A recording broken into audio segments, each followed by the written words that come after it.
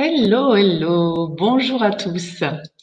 Alors, je ne sais pas si c'est la première bulle de conscience que vous visionnez, mais si c'est le cas, je vous invite à regarder toutes les bulles précédentes parce que c'est une certaine progression pour vous faire prendre conscience de tout le processus de ce qui se joue en nous et de se libérer de toutes ces croyances limitantes qui nous empêchent d'atteindre nos buts et qui nous limitent vraiment. Donc, je vous invite, si c'est le cas, eh bien, vous inscrire sur ma chaîne YouTube. Ne pas oublier de cocher la petite cloche qui vous informe de quand ces vidéos sont sur le net dans votre boîte mail Gmail. Donc, je vous ai expliqué déjà énormément de choses par rapport à nos croyances limitantes qui nous empêchent d'atteindre nos buts dans nos vies, qui font que parfois on ressent vraiment un réel mal-être et qu'on ne comprend pas vraiment pourquoi, que quand on n'écoute pas le mal-être, eh bien on peut aller jusqu'à la maladie et que il est important d'être à l'écoute de nos ressentis, de tout ce qui se passe dans notre corps. C'est hyper important. Et aujourd'hui, je vais vous faire prendre conscience de l'importance que l'on donne à notre mental et que c'est un processus qu'on a appris, mais qui n'est pas bon pour nous. Alors, je vais vous expliquer un peu comment je vois les choses. Visuellement, je pense que c'est plus facile pour vous de comprendre. Pour moi, chaque être humain est composé de 3 parties égales. Donc, mon schéma n'est peut-être pas très égal. Alors, nous avons le mental, bien sûr, notre corps, et une autre partie qu'on a du mal un peu à nommer puisque chacun donne le nom qui lui parle. Peut-être que vous parlez de votre être profond. Peut-être que pour vous, ce sera plutôt votre âme. Peut-être la conscience pour certains, l'esprit pour d'autres. Et puis, en psychologie, c'est ce que l'on nomme le soi, au-delà du moi, qui est l'ego et le mental. Alors, en fait, on a ces 3 parties-là, et si on sait bien écouter de façon égale toutes ces parties en nous, eh bien, vous voyez, ça forme un beau cercle et ça tourne rond dans nos vies. C'est facile, on se sent guidé, on écoute notre petite voix intérieure, et ça se manifeste dans notre corps par nos sensations. Donc, je dirais que cet être profond nous envoie des messages, c'est notre intuition, la petite voix intérieure, si on sait l'écouter, et ça passe par le corps, et le corps, lui, c'est au travers de nos sensations que l'on comprend ce qu'il nous dit. Est-ce que ça pétille? Est-ce que ça frétille? Est-ce que c'est léger? Est-ce que c'est joyeux? Dans ce cas-là, on y va. Si c'est plombant, si c'est lourd, ben on n'y va pas. En fait, est à l'écoute de ce qu'on ressent dans le corps. Et le mental, lui, il est en lien avec tout ce qui a été appris, toute notre éducation.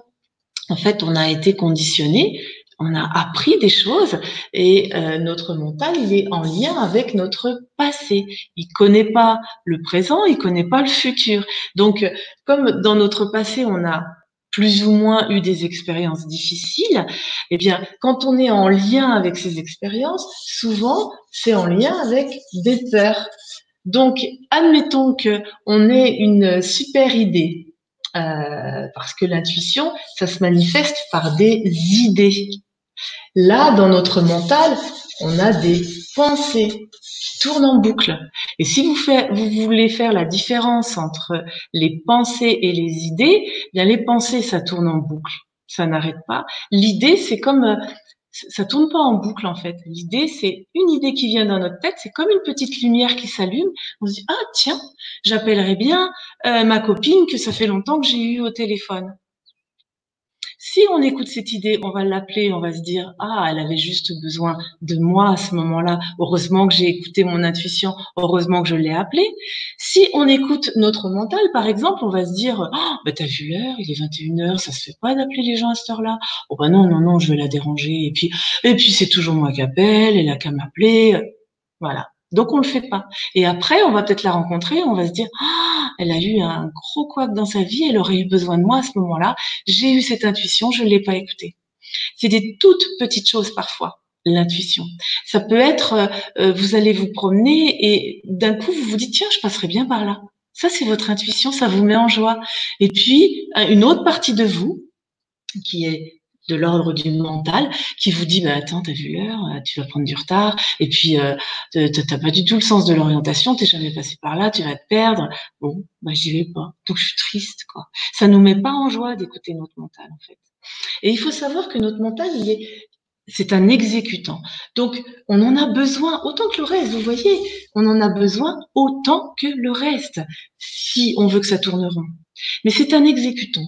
Et le chef de notre être, c'est cet être profond qui est en nous, qui sait ce qui est bon pour nous. Et c'est ça le chef. Mais comme on ne l'écoute pas, le mental, bah, il est perdu. C'est comme si dans une entreprise, le directeur ne prenait pas sa place, ne donnait pas les directives et qu'on laissait les personnes qui sont là, qui ont certainement leur place, mais pas la place de décision. Ils n'ont pas ce pouvoir-là. Donc, ils sont perdus. Donc, ils vont prendre des décisions un peu comme ça, aléatoires, et ils sont perdus.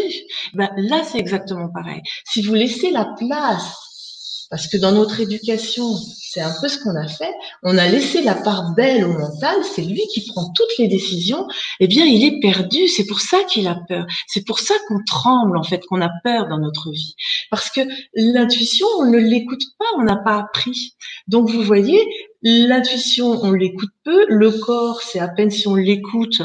On n'écoute pas notre ressenti. On n'écoute même pas le soir quand on est fatigué, qu'on a les paupières lourdes. C'est à peine si on va se coucher parce que le film est trop intéressant. C'est, par exemple, je vais faire du sport parce que ça me vide la tête. Souvent, les gens ils me disent ça, ça me vide la tête. Bah, en quoi c'est bon de se vider la tête si ça fait mal au corps, quoi. Donc, en fait, vous voyez, notre roue, elle est comme ça. Quand on n'écoute pas son intuition et qu'on écoute son mental, ben, ça peut pas tourner rond dans notre vie. C'est complètement décalé, déformé. Donc, d'où l'importance de prendre conscience de ça, que quand vous avez une idée, ça peut être, oui, je vais me promener, je vais prendre ce chemin-là. Et du coup, si j'écoute mon intuition, ben, je vais peut-être rencontrer quelqu'un que ça fait très longtemps que j'ai pas vu. Ça va me mettre en joie. Je vais peut-être voir un bel oiseau. Je vais peut-être voir quelque chose qui va me faire vraiment euh, vibrer, quoi. Donc, si on écoute son intuition, souvent, on est beaucoup plus heureux. Alors bien sûr, c'est pas facile d'apaiser son mental, c'est tout le challenge. Il y a des méthodes. Moi, je suis passée par le yoga et ça m'a beaucoup parlé. Et j'enseigne ça, d'être à l'écoute de son ressenti pour avancer dans sa vie. Il y a la méditation, la relaxation, qui font partie bien sûr intégrante du yoga, mais qui font aussi partie du qigong, du tai chi. Il y a plein de méthodes que moi je ne connais pas forcément. Donc allez-y, testez, expérimentez et voyez le bienfait que ça génère en vous. Mais il est important de prendre conscience que le mental n'est pas le chef en vous. Il vous aidera si vous l'apaisez et s'il devient l'exécutant, parce que c'est sa juste place d'être l'exécutant. Voilà, donc on pourra en reparler. Je vous laisse réfléchir à tout ça et puis je vous dis à très bientôt.